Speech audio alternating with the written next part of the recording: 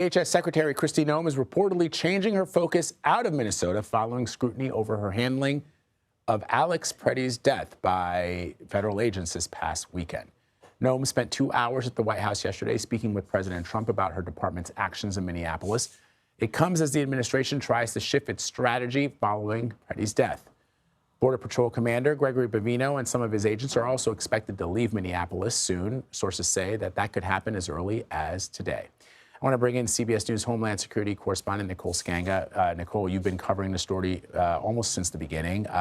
What has happened subsequent to Pretti's death, and what are you learning about Noem's shifting responsibilities following all this scrutiny?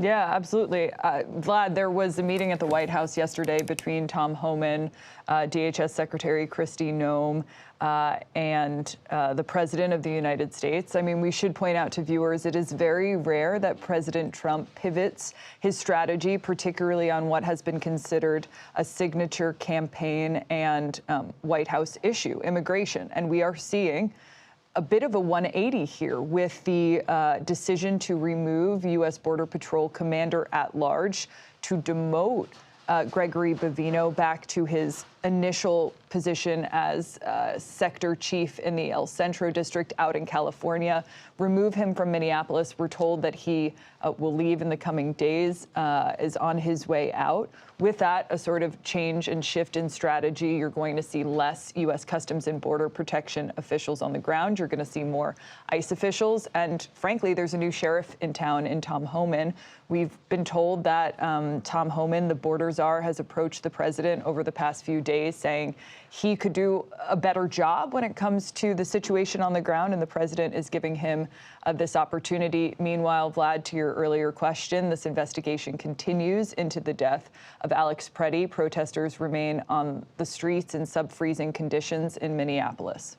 So you pressed Noem over the weekend about the shooting. The characterization that she and others, including Stephen Miller, the president's advisor, have used in characterizing Alex Pretti and his actions leading up to that, including the use of the word terrorist, is perhaps why she's moving out of the region, and so is Bovino. Why do you think she dug in so much? Yeah, I mean, it's sort of a puzzling question here, Vlad. I think there are also questions about why the Department of Homeland Security, in their official statement regarding the fatal shooting of Alex Pretti, referred to him as an individual who was a would-be assassin, planning a sort of massacre on agents. Clearly, the video shows that that is not the case. In addition to that, speaking with a lot of current and former law enforcement officials, they say that would never be the language used in an official statement. It has certainly done a number to undermine the trust between the American public and the Department of Homeland Security, but frankly, also undermine some of the trust within the rank and file who are upset by the handling of this situation. And I think that did play a role in this sort of reassignment. Now, Secretary Noem is not going anywhere, at least for the near term. She, as Department of Homeland Security head, has other responsibilities. We're told she might shift her focus to the southern border, FEMA, other areas within DHS's control. But again, a notable pivot by the president himself. So let's talk about Gregory Bovino. First of all, I think a lot of Americans would wonder where he sort of came from. Even his title was sort of nebulous, Commander at Large, which sort of means that I guess he could be deployed anywhere to command, Border Patrol agents. But explain how his departure could change the way that federal agents operate in Minneapolis. Tom Homan, if you recall, Nicole, in his interview with CBS Evening News anchor Tony DeCopel, was very measured in how he talked about the killing of Renee Good. And so, and while he's no shrinking violet, perhaps that's one of the reasons why the president is sending Homan into Minnesota versus people like Gregory Bovino and others who seemed just antagonistic for the sake of being antagonistic. Yeah, and look, Homan was very specific in his conversation with Tony DeCopel, saying that we have to see how the investigation plays out. I think a lot of law enforcement officials, and Tom Homan certainly has served decades within ICE, would have responded in the same way. That is usually modus operandi. You wait until the investigation plays out. If you go ahead and say what happened or make references or assumptions about an individual's motivations before that investigation plays out, it does undermine trust in that investigation.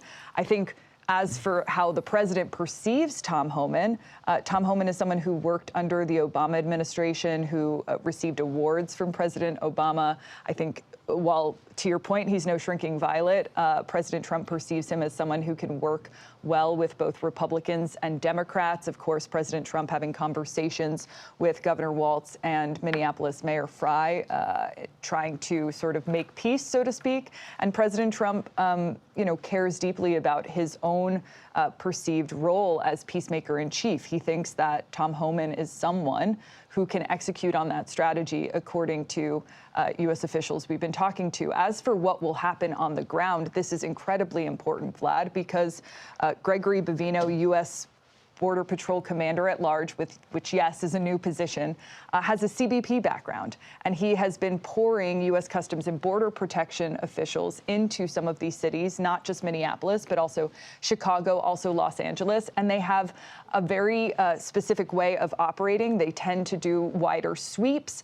ICE more focused on targeted operations. We could see less of these sort of operations en masse that tend to pick up collaterals. We could see more targeted operations by ICE officials who have a list of targets, who are going after specific individuals who are here illegally with criminal backgrounds. That is what the president wants to see, and certainly what Homan is planning to execute here.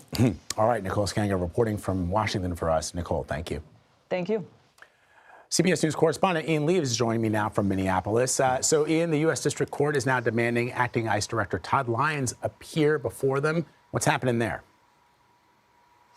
Yeah, appear Friday, Vlad, and this is to explain why he should not be held in contempt of court for his agency's failing to, quote, provide an immigration detainee with a bond hearing in the court-ordered time frame. And so this is a federal judge who's very frustrated with ICE, wanting them to come in to explain that. That is happening Friday, but this is kind of shows just how many court proceedings are taking place right now. You have a court proceeding seeing if the ICE operation in Minneapolis is constitutional. You also have one where the government is looking into getting certain data from local officials, from government officials, and then also you have one where they're also looking at different aspects of these investigations that are going following these killings of these two protesters, Vlad. And so what has been the reaction in Minneapolis so far into what is potentially a scaling back? Cautious optimism, I think, is the way to put it. I was talking to someone yesterday who's very active in their community.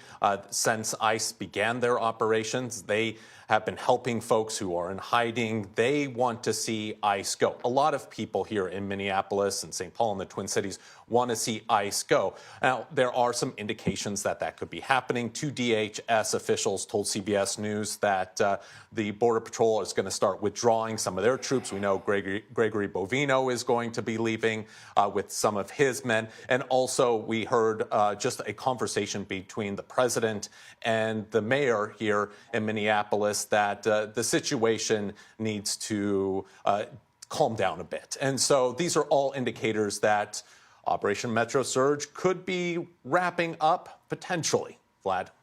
All right, Ian Lee reporting on the ground for us. Ian, thank you.